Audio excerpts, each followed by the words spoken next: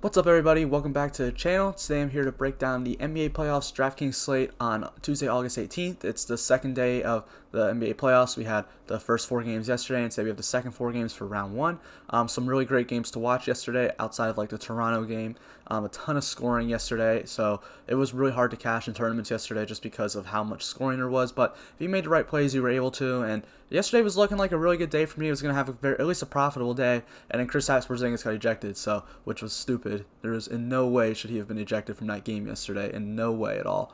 But sometimes you gotta live with stuff like that, stuff you can't control. You have no clue if guys can get ejected, so that sucks. But you live with it and move on. I know I talked a lot about him on a video yesterday, and he was doing good too, so it sucks.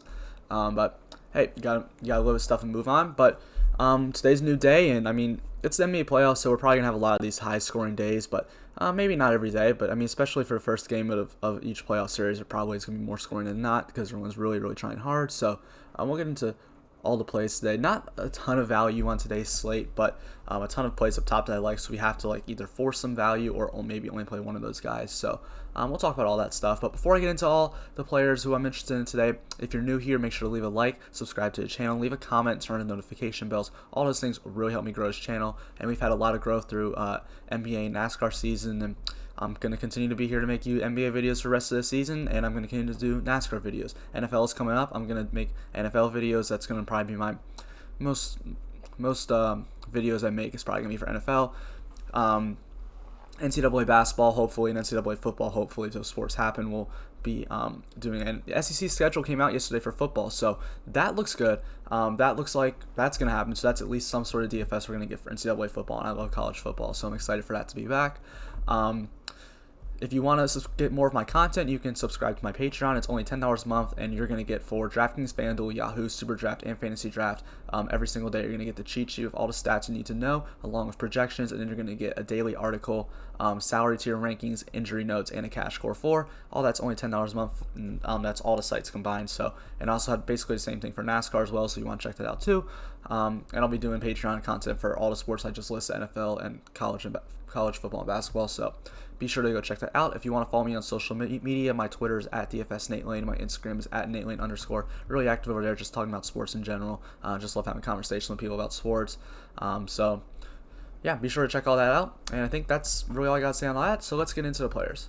So on top of the list, I mean, just James Harden. Like Russell Westbrook's out. Just play James Harden. Like if you're looking for one top play to play today, it's Harden. He's 11,700. He's the most expensive player on the slate, but I don't really care. Without Russell Westbrook on the floor, James Harden has a usage rate of 44.8 and an assist rate of 44.7. That's like the most in the league. It's absolutely insane. And it's like he on average usually it's just a 36% usage rate and a 34% assist rate. So it's just his rates are just going up so much. And honestly, he's not as expensive as he should be. Like DraftKings is gradually raising the price like they usually do, but he should be like at least 12,000, maybe 12,500 is probably a good price for Harden right now. But yeah, I mean OKC's a tough matchup. They are a slow-paced team. This is a negative line for Houston. And individual matchup's not like particularly great, but I don't really care. He's just gonna have the ball in his hands so much, just shoot it so much. And I mean, when this, I'm never really interested in anyone else from Houston, and that's why. I mean, because Harden and Westbrook just do everything, and now you just have Harden doing everything, and it's just gonna make it even better. So Harden is by far the top play today, in my opinion, and the studs today in the slate are very good. I love the stud plays today, but Harden still sticks out more than all of them. Up next, we'll get into the Indiana Pacers that I'm interested in. We got Malcolm Brogdon started off. He's 6,800, which I think is a little, I mean, it's about the right price, but it's a little too cheap in a little bit. And if TJ Warren misses, this is going to be even better spot for Malcolm Brogdon, but I think he'll play. But Domantas Sabonis being out, what a lot of people don't know about Domantas Sabonis, I mean, they just see the center and they think he's a good scorer and everything, which, I mean, he is, but the thing that makes Sabonis so special is he's such a great assist, or a passer. He gets so many assists, he has a high assist rate, but when he goes off the floor, Malcolm Brogdon gets a huge jump in assist percentage. He goes from a 34 assist percentage to a 39.7 assist percentage. So whenever when Sabonis is off the floor, Malcolm Brogdon is actually very productive, and so, I mean, that makes him a little bit too cheap, in my opinion, at 6,800 for a game without Sabonis. It is against Miami. It is a little bit of a pace-up spot, but really not that much, but it is a negative line for Indiana. It's going to be a tough matchup, but Brogdon's going to have to do more. I like his price. I like his price tag. So I think I do want to get some Malcolm Brogdon today. It is hard, though, because guard is a very deep position today, but I still think Malcolm Brogdon is probably going to go lower owned, and somebody can get into some lineups. Aaron Holiday, I mean, I never really like to play Aaron Holiday, but we do need some value today. He's 4,200 on DraftKings, and he's going to play near 30 minutes without Sabonis out there. He'll get the start. So, I mean, he's a low usage player, low point per minute producer, especially when he's a starter, but, I mean, he's going to get some minutes, and he's 4,200. Might be worth getting to if you need some value today. Victor Oladipo is 6,200, and Victor Oladipo is just not a 6,200 player. Like, he's still the best player on his team. He just hasn't had that explosion game yet, and maybe the playoffs are where, I mean, he's been getting better slowly throughout the bubble, but we're waiting for that explosion game. I know he's going to play a ton of minutes. He's got a high usage rate, and I know he's just way more than a 6,200 player, and every day Oladipo plays, I just want to get some Oladipo because I know he's just got that game coming where he just takes off and he gets back to his old self. So it is a tough matchup against Miami, but they're going to need him to do some stuff if Warren misses. So even if Warren plays, they still need Oladipo to really do some stuff because there's no way what TJ Warren was doing at the beginning of the bubble can last. So Oladipo is going to have to start taking over for this team. Miles Turner I put on here just because without Domantas Sabonis, he gets a 24.3 usage percentage and a 7.4 assist percentage and a 14.3 rebound percentage. So his rates go up, but he's at 7,200. I don't really like that price tag, especially against Miami. It's a tough matchup. Bam Adebayo is really good defensively. I just don't know if I want to attack that too much. Miles Turner is not the highest point per minute center in the world. He's not a high rebounder.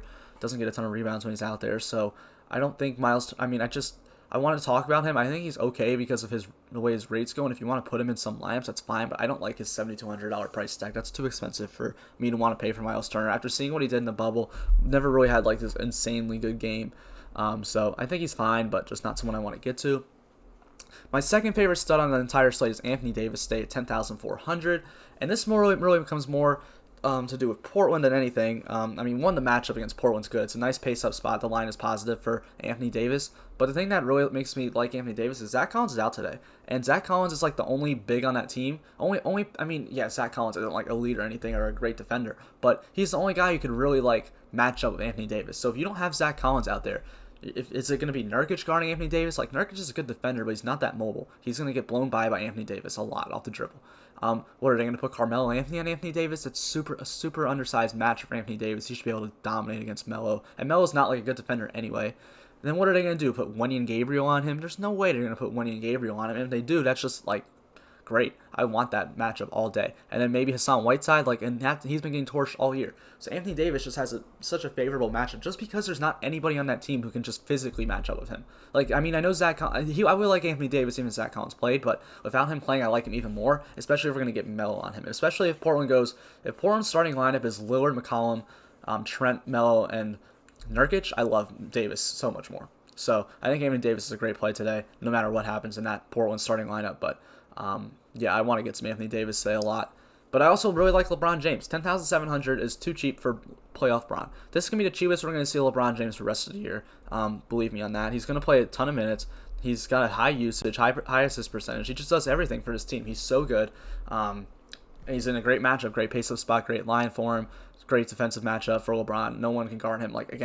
Who's guarding him on Portland? Everyone wants Portland to win this series, and I do too. I love Portland. I love Damian Lillard, I love Carmelo Anthony, I love CJ McCollum, but they're not beating them. That defense is not good, and there's no way they're going to be able to handle LeBron and Anthony Davis. They may get one game where it's just really hot on offense, but their defense is so bad, I just don't see any way to do it. And it's just who's guarding LeBron in Portland? No one. So what are they going to put Gary Trent on him? Gary Trent's a really good defender, but he's not big enough to guard LeBron. So I think LeBron's a really good play. I think LeBron and AD are very good plays. And Harden's going to be chalk, so if you do want to be bold and get off the Harden chalk, Anthony Davis and LeBron are a good place to go, in my opinion. Next, we'll get into the Miami Heat, which, actually is kind of the team one of the teams I have the most interest to, and I didn't expect that coming into the day, but they're just all too cheap. Bam Adebayo, 7,400, is just not a 7,400 player. He's like an at least 8,000 player, probably more of an $8,500 player at his peak, and, for 7,400, I just want to attack Bam. He's a 1.18 point per minute producer, high usage player. He's going to get a ton of minutes now. And it's the only good defensive matchup you're going to get with Indiana is against Miles Turner. Miles Turner is a great shot blocker, but he's not like a great one-on-one defender or anything. He's not a high rebounder, so I got a good rebound advantage for Bam Adebayo here. So I do like going there, and I think Bam Adebayo should be able to take him off the dribble. I don't think there's any way that Turner handles him. And no Sabonis is also a bonus for Sabonis is also a bonus for Bam Adebayo in the paint. Like, he doesn't have to deal with him down there. Like, who's going to beat Jakar Sampson, TJ Warren? I like that for Bam Adebayo a lot. So I think this matchup looks really solid for him, and at only 7,400, I want to attack it. And I also love his teammate, Jimmy Butler. 7,600, also way too cheap for Jimmy Butler. And we know this series is kind of turning into a rivalry, especially between Butler and Warren. And so we saw in the Indiana game a week ago, Jimmy Butler went off, torched that team, just destroyed him. And I mean, he's one of these players who just kind of always plays with a chip on his shoulder, but now that chip on his shoulder is even higher. So he's just in a spot where I know he's just going to do everything he can to just embarrass Indiana here. So I think he's a great play at 7,600. His price will probably rise. Both him and Bam's price will probably rise a little bit, maybe not too much. It is a tough matchup, slow pace for Miami, but I just think Jimmy Butler and Bam Adebayo are too good for that price tag. Jay Crowder, only 3,900. We just need some value today, and there's really not a lot of guys under 4K I like, so we have to find some cheap guys because we want to play these studs. Jay Crowder's one of them. He's not going to do you anything special, I don't think. He's a low usage player, 0.9. Not a terrible point per minute producer, 0.9. But he's going to start and he's going to play a lot of minutes. And at 3,900, he's not like useless out there. He's not like Terrence Ferguson or Lou Dort. He's, at least got some upside with him. So I think Jay Crowder's a good play, good cheaper play today. But Goran Dragic is probably my favorite under 5K play on the day. He's going to start because Kendrick Nunn is still getting worked back into the rotation, into the lineup. So Miami said they're starting Goran Dragic. Well, they said Kendrick Nunn's coming off the bench. I would assume Goran Dragic starts.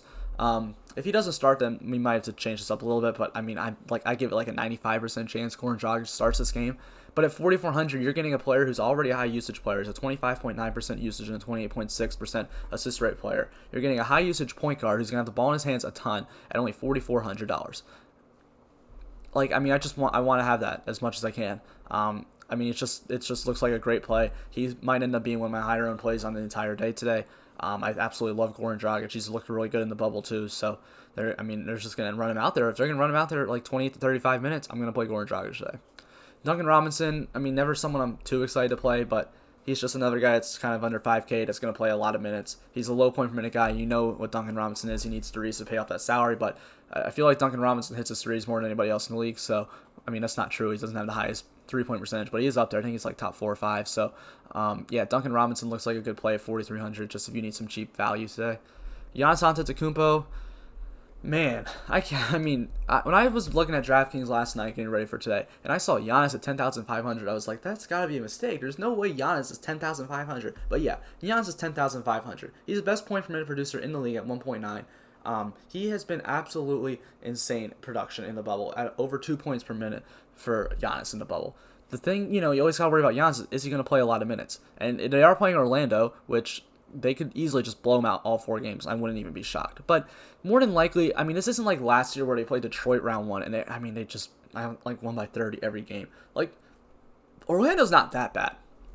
They're a solid defensive team. They're a slow, down-paced team, and they're healthy right now. So, yeah, I think this game could actually end up being close. And if Giannis plays 35 minutes today, there's very reasonably he's the highest scorer on the slate today, easily. And at 10,500, that's a $1,200 discount from Giannis or from Harden. So I want to get some Giannis today. I still want to prioritize Harden because I just think the usage is there. But he's such a productive player at 10,500. I know the matchup against Orlando's tough, but that price is just too cheap for Giannis. You're never gonna see Giannis that cheap ever again, at least for the next 10 years. Like, that's crazy that he's that cheap. So I don't see any reason to not play him. It's so hard to stud stay because I love Harden, I love Davis, I love LeBron, and I love Giannis stay. They're all great plays. You just have to decide which ones to want to go with. And the most benefits going for him is Harden, but Giannis is just too cheap, man. He's just too cheap. And so is Davis and so is LeBron. All 3 of them are just too cheap.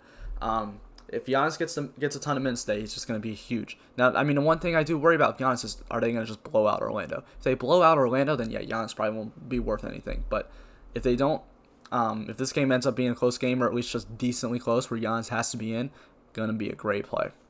And then, I'm really interested in all the Bucks, like the starting 5. Well, DiVincenzo comes off the bench, we'll get into him, but like, the Bucks, they're just all too cheap. Like, Eric Bledsoe's 5,400 for someone who's going to play in the upper 30s of minutes. He shouldn't be 5,400. Dante DiVincenzo's going to play in the upper 20s, 4,000. He shouldn't be 4,000. Brooke Lopez, 4,700, should not be 4,700. And Chris Middleton should not be 7,300. All of them are good producers in DFS. All of them are going to be out there a long time if the game is like decently close. So I just want to get all the bucks I can. I mean, I think they're all solid plays, and I don't think people are going to go to them. A lot of people are going to Houston OKC game and are going to the Portland LA game. And I mean, I get that. Those are all good plays, but some of these bucks are too cheap, man. And I want to get some of them. Up next for the OKC Thunder, we got Shai Gilgeous-Alexander at $6,900 on DraftKings. He's going to play in the upper 30s of minutes against Houston Rockets. The Houston Rockets are the best matchup for anybody in the NBA playoffs this year. So as whoever gets them, I just want to attack them. So right now, the team that is playing them is the OKC Thunder. Shai Gilgeous-Alexander at $6,900 is too cheap. He's going to play a ton of minutes. He's a high usage player. He likes to get to the rim pretty fast, and there's no rim protectors in Houston. He should be able to beat his defenders with one step and get there pretty easily. Chris Paul at $7,700. I really like Chris Paul today, just because I know, like, this is such a revenge. Like, I don't ever play the narratives thing that much, but I mean, I'll say it every once in a while. Like, there is a narrative sometimes that's worth playing, and this one is for me. Chris Paul, like, we've seen him torch Houston already this year. Like, he's just another player like Butler who just always plays with a chip on his shoulder. I'm honestly surprised those two have never been teammates, but that's for another day to talk about actual basketball. But Chris Paul, he always plays with a chip on his shoulder, and this is the team that traded him away, and now they were better than him this year. You know he wants to take out that team in the playoffs, so you know he's coming for everything. He's a pretty high usage player, very efficient player, and 7,700 isn't like an 8,000 range, which I was worried he's going to be. It's a great matchup against point guards. It's a great matchup overall. Pace-up spot, great line for him. So yeah, I think Chris Paul ends up looking like a very good play here today. And I mean, I love the way he plays. I love Chris Paul anyway, and I just think this is the game environment where he just excels at, and it's a big game for him. So Schroeder at 6,100, getting worked back into lineup. I gave him 30 minutes, but I could see them still just trying to work him back. But I think he's fine. $6,100 for Dennis Schroeder is a good price for him. It's a pace-up spot for a fast-paced player. Not a good defense, and everyone's playing Paul and SGA always. Those are always the two who get ownership on OKC. No one ever plays Schroeder, and Schroeder could definitely have himself a game that is just like a 40, 50-point game, and I wouldn't even be that shocked, especially against Houston. Up next, we got the Orlando Magic, who are another team that's just too cheap, in my opinion.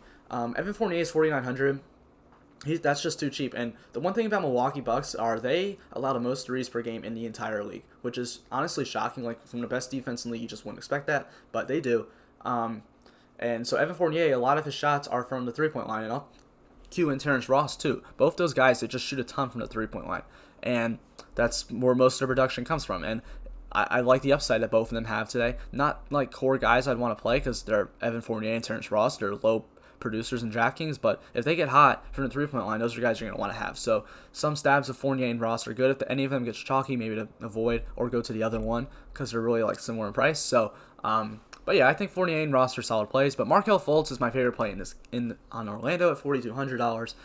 They said he's going to start today, which he should be starting. And this is a really fast-paced game, which is Markelle Fultz's game. He's a fast-paced player, likes to get up the floor fast, and he excels in up-paced games at only $4,200 for someone who could. I have him for $29 right now, but I wouldn't be surprised to even get like $34. So yeah, Markelle Fultz, I really like this spot for him. And then Vucevic, I just put in here because, I mean, he's freaking Vucevic. $8,800 is kind of a little pricey, but he does project out as a nice value for me today just because of the pace of the spot. I mean, Orlando actually doesn't look as bad as I thought they were going to today, so some of these guys are kind of interesting. And I'm just going to close this one out with Damian Lillard. Oh, man, Damian Lillard has just been on an absolute tear. I mean, he's been on fire, brought that Blazers team to the playoffs, just been dominating. But that has forced DraftKings to price him up to $11,400, the second highest player today on the slate. Damian Lillard is more expensive than Anthony Davis, Giannis, and LeBron James. Like, how do you justify that? You just don't, like, it's so hard to just justify that. Nobody is going to play Lillard today. I would just expect nobody to play him. Because everyone's going to look at it and be like, I can just pay literally $1,000 less for Anthony Davis. And they're going to do that 90% of the time. Most people would just looking at a lineup. Thing about Damian Lillard is, though, he has been playing 40 minutes a game. I gave him 40 today. He has been shooting a ridiculous amount of shots. And they've been going in. If Portland wants to win this series, Damian Lillard's got to go off. And the LA Lakers are really bad against point guards. They have been all year long. Terrible against point guards. 2 more points than average to point guards. It's one of the worst in the league. So there is a scenario where Damian Lillard continues to just be on fire and he goes off. Like we saw Donovan Mitchell have 45 or 57-point game yesterday. I don't think it's out of realm possibility for Damian Lillard. he's hard. It's so hard to justify him over those other guys because there's so many. Those guys have literally all four of those guys. Harden, and that's the other thing. You can just pay $300 more for James Harden. Like Harden, Giannis, Davis, and LeBron have way more easier paths to outscoring Damian Lillard.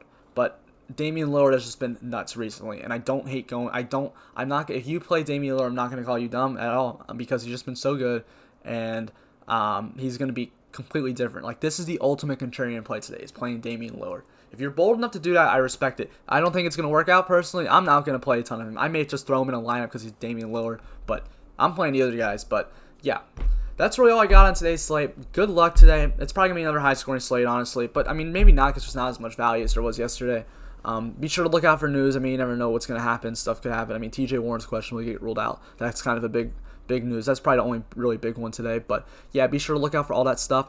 Make sure to leave a like on the video, subscribe, leave a comment, turn on notification bell, subscribe to the Patreon, follow me on social media. Thank you guys so much for watching. Be sure, or just, yeah, thanks for watching, guys. Hope you guys have a great day.